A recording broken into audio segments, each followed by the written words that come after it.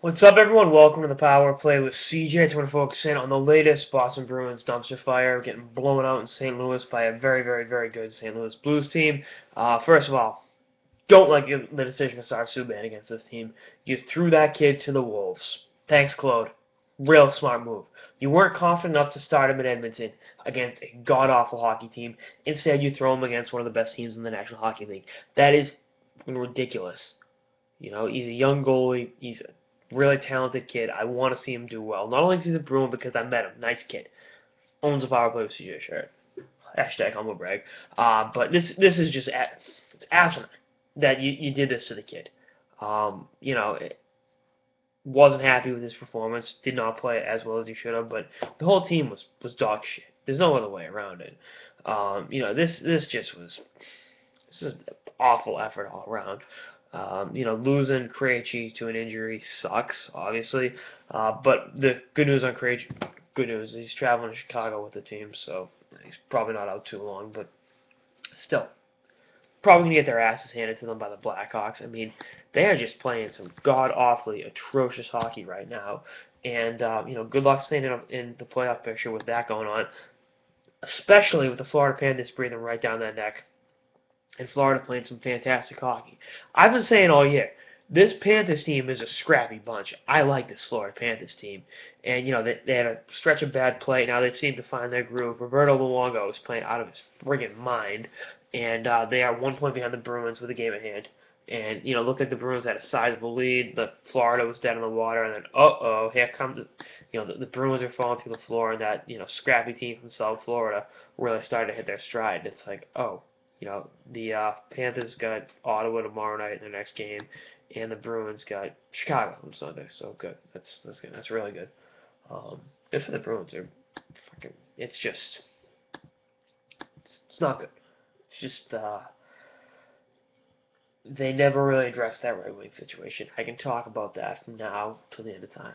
They didn't address the first line right wing position this summer, and it's coming back to bite them in the ass. It has bit them in the ass all season long.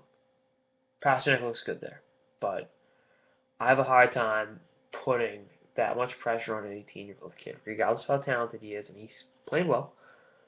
You can't do that to the kid. It's not fair to him. And this is a situation where it's ludicrous that's come down to this. But, people ask me on Twitter, should they tank for McDavid? Dan Boyle asked that question, by the way. Before we see him, should they tank season? It's too late to even have that discussion. I think that they end up in the playoffs, but I mean, they got to do something. Shirley's been inept, hasn't really been proactive in the last 6-7 months, and that's really been a big reason why they were in this situation. If they made the Boychuk trade at the draft, they would have had a better chance at re-signing Jerome McGinley, and the first line right wing spot would be stabilized. But they got to do it their way, and this is, the East is better than I thought it was going to be too. I knew Tampa was going to be great. Nobody saw the Islanders coming. Detroit's playing some fantastic hockey. The Habs are great. And even the Capitals are playing, at a really, really high level. And, don't count out the Broadway Blue Shirts of the Pittsburgh Penguins either. This has really just been